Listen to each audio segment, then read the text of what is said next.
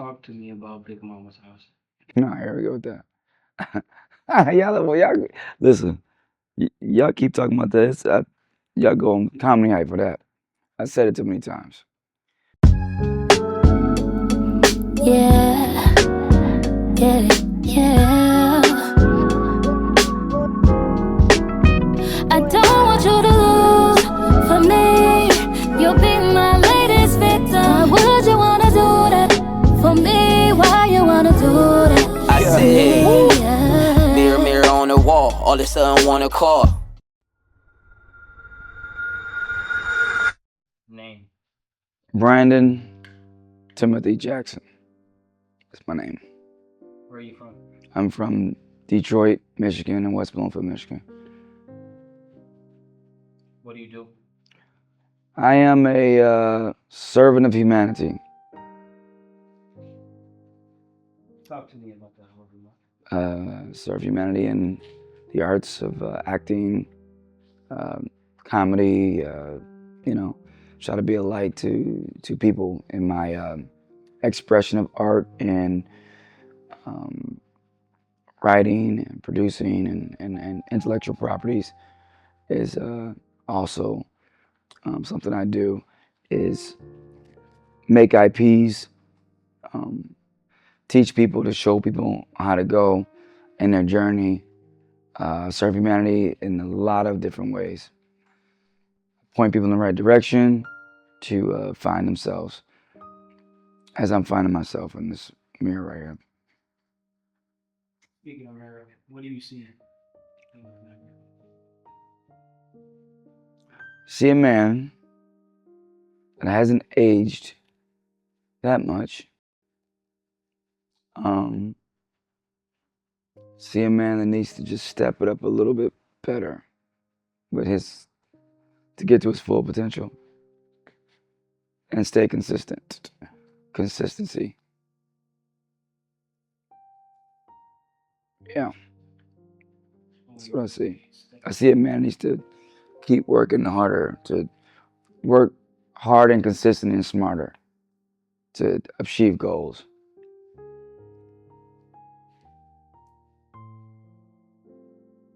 Yeah.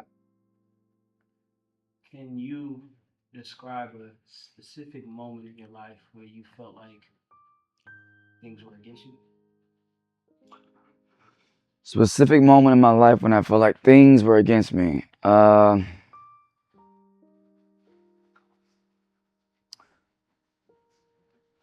went to a really bad custody battle that people probably don't know about for my daughter and um, with my daughter. You know, that was a while back, but a lot of people don't know that. That was a really tough on me, and yeah, that was a tough one. That pretty much, yeah, that was a tough one. Can you talk about So I want to talk about what the custody battle. No, not really. Just back and forth, you know, the courts and going back and forth, and I was young, not and careless on I would say the way I could have handled the situation much better personally because if I would have been more, I think, slow down a little bit and tried to reason, maybe we could have not had a battle. But this every time I did do that or try or attempt to, I kind of wasn't really. I would say it felt like manipulation on other ends. So I was just like, for me, I would say that I wasn't mature enough or to handle the situation. I think that's why I was so much stress on me because going back and forth to court, having that stress was just like it was the worst. what was the turning point in overcoming a challenge in your life? Like, was there a specific decision or moment that changed everything for you, or Mm,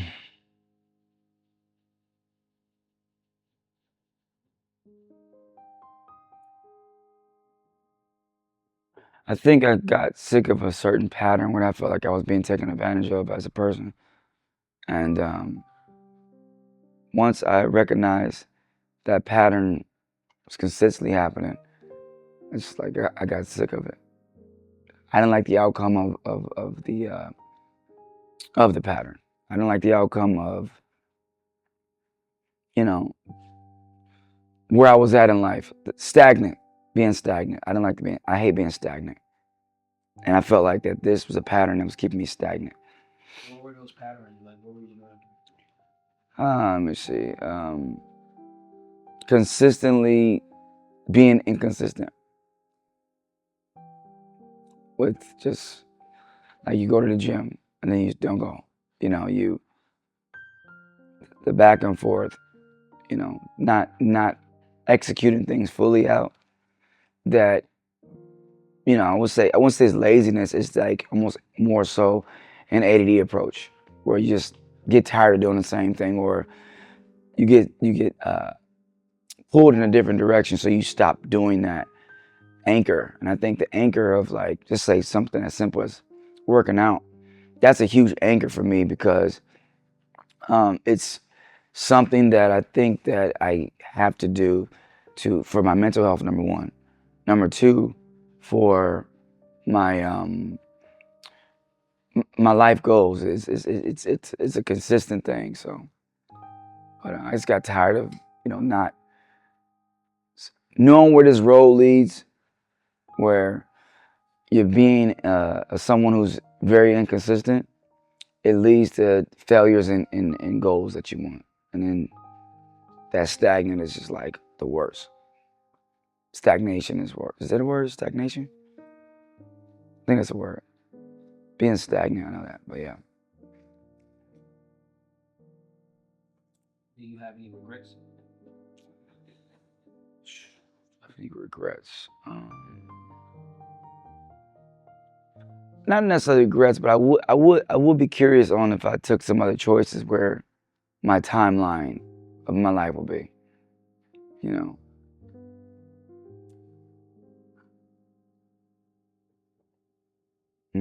Talk to me about Big Mama's house. No, here we go with that. y'all, listen. Y'all keep talking about this. Y'all go on comedy hype for that. I said it too many times. It's a movie. It's a movie in the journey that I did at the time. That I think is a good movie. I think that it's a good movie experience. That's where I actually met my daughter's mother, on there. I think that was a big challenge and a changing point too. Like, when you talk about that experience of filming that film, I think that was a pivotal moment to when I became a father 13 years ago. So, and I met I got 4 children, so I met, you know, one of them on there. Met one of my daughter's mothers on there.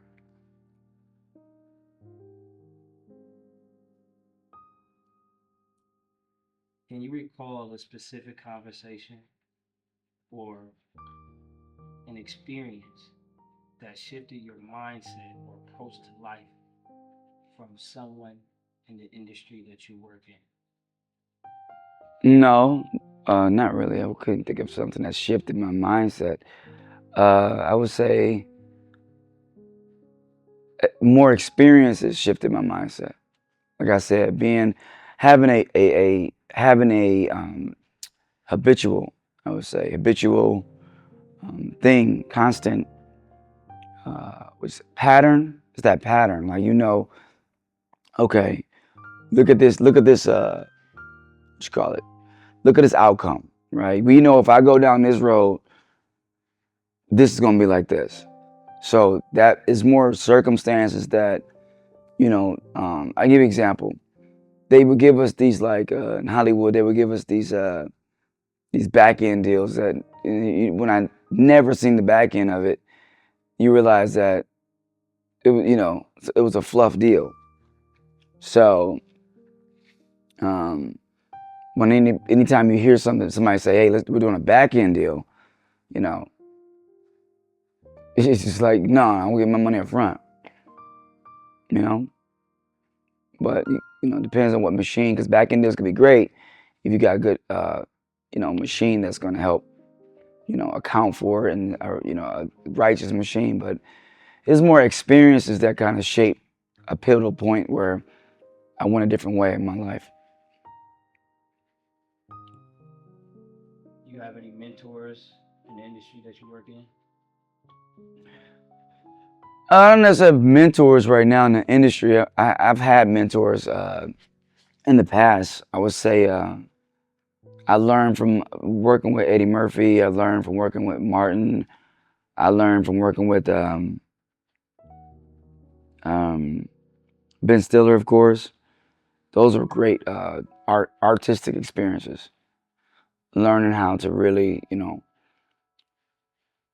shift the world with the art, you know, shift your world with art, make your own products, and really focus on producing your own stuff. I learned that from Ben, and I would watch, you know, Eddie, the way he would shoot his comedy specials. I always loved, you know, those things. So I would say they were, by working with them, I kind of found essence in art, higher level essence in art.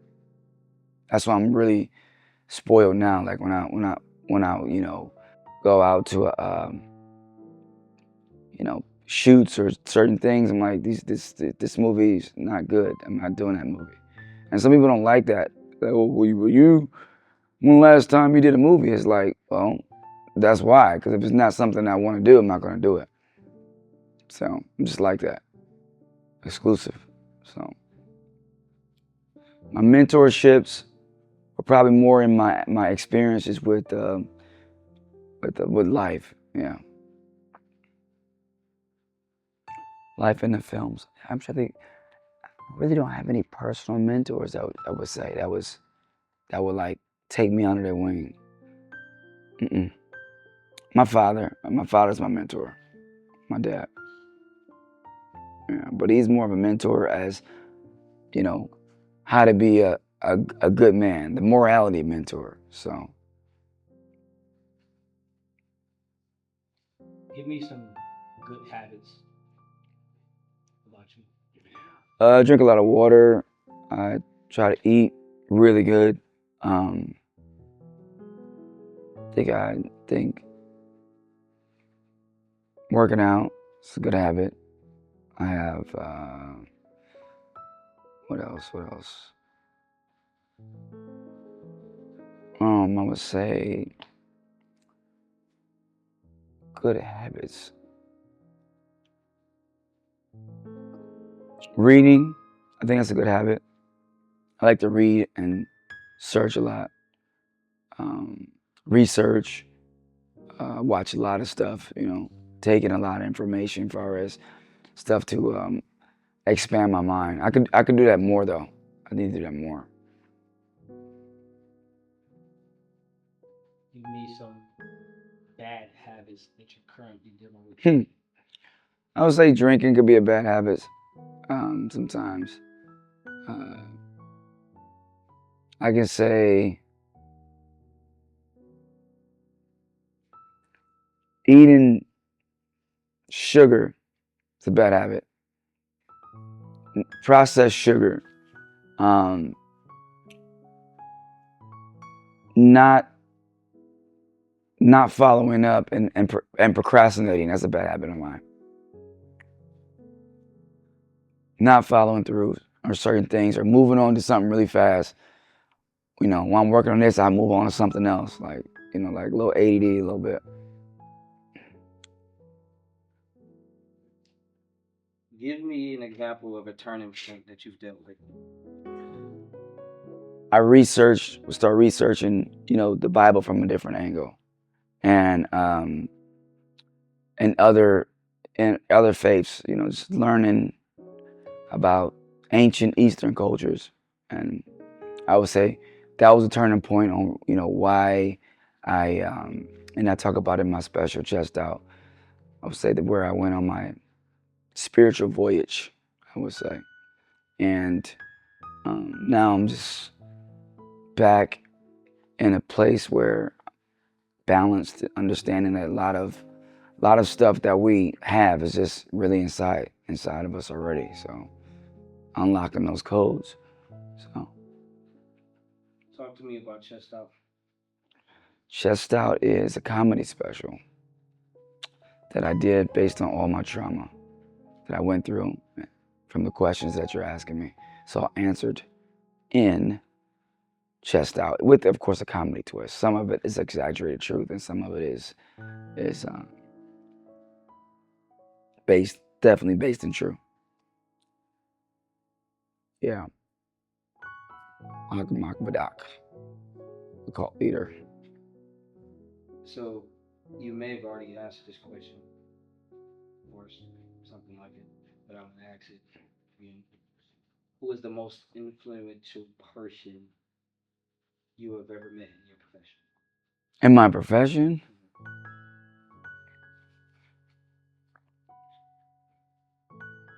Who's the most influential person I've met? Probably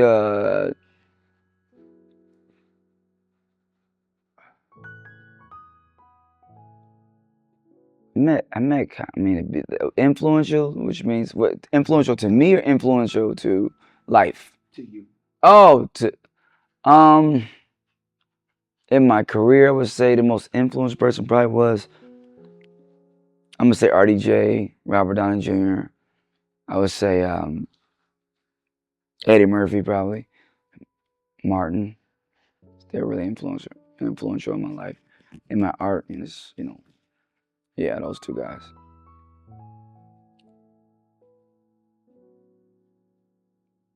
Any future aspirations, reflections that you want to talk about? Any future reflections? I would say I'm reflecting on future aspirations. Is just be consistent and continual flow, keeping the flow going. Just keeping the flow going. Consistent flow of finances, of life. Consistent money cometh every day. No blockages. That's a future in general, like talking about when it comes down to contracts, invoices, real estates, just consistent flow, consistency.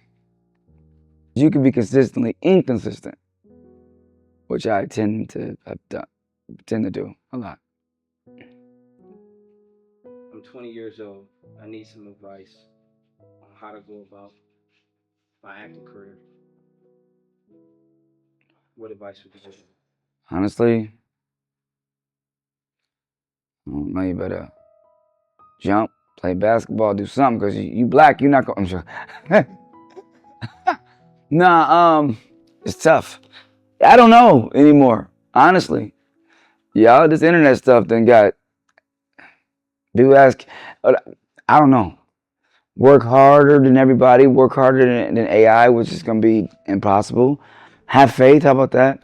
Believe and do your best to be great. I mean, I hate fake speeches. I don't know what to tell you, it's gonna get hard. And make your own content, of course, and if you're an actor, trying to learn to make your own content and learn to be a great actor, I mean, it's tough. But I think once you focus on one thing and become great at that one thing, I think that's what I could say to a 20-year-old. Be great at that one thing first and then expand from there, because at least you can hopefully fall back on it. But